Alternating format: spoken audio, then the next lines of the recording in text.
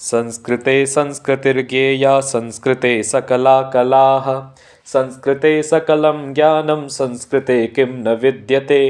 सिय राम मैं सब जग जानी करहूँ प्रणाम जोरि जोग पाणी। प्रिय साथियों, किरातार्जुनीयम के इस पाठ में अब तक हमने तीसरे श्लोक तक के पाठ का अवलोकन कर लिया है।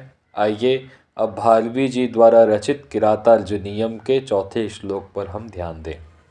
चौथे श्लोक पर भारवी जी कह रहे हैं कि क्रिया सुयुक्तैः नृपचार चक्षुषो न वंचनीयाः प्रभवो नुजीविभिः अतोर्हसि क्षन्तुमसाधु साधु वा हितं मनोहारि च दुर्लभं वचः।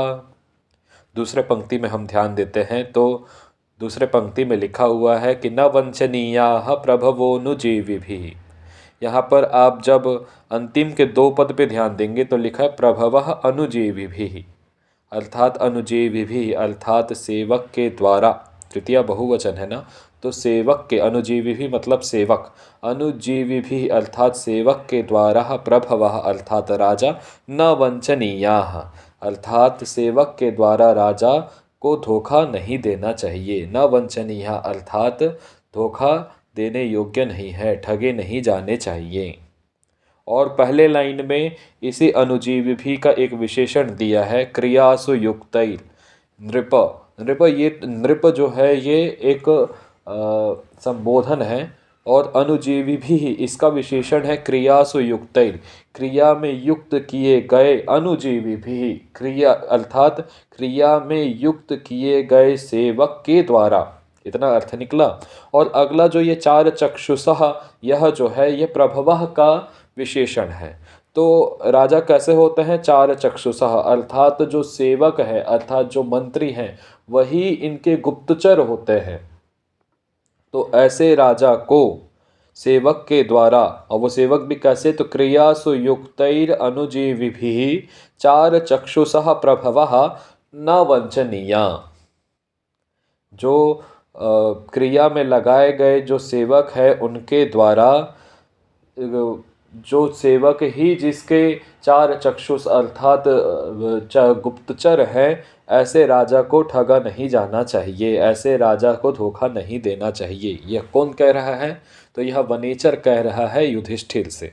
तो यहाँ पर नृप आप देखेंगे पहले पंक्ति में नृप, ये नृप जो है युधिष्ठिर के लिए संबोधन किया गया है। हे युधिष्ठिर, जिस सेवक को कार्य में लगाया गया है ऐसे सेवक को कभी भी राजा को धोखा नहीं देना चाहिए।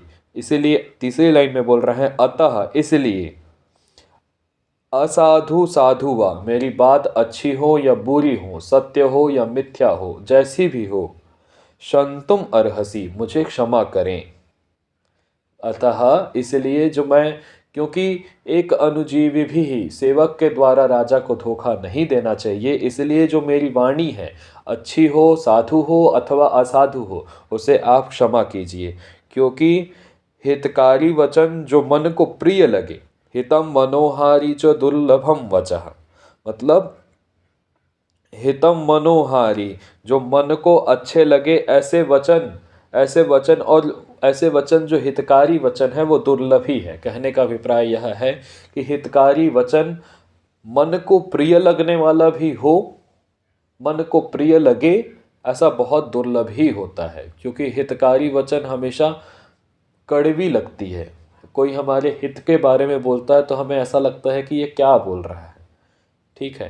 तो हमेशा जो झूठी बातें होती है वही अच्छी लगती है, जो सच्ची बातें होती है वह कभी अच्छी नहीं लगती। तो इसीलिए कह रहे हैं कि हितकारी वचन जो कभी भी मन को प्रिय लगने वाला हो, ऐसा बहुत दुर्लभ है।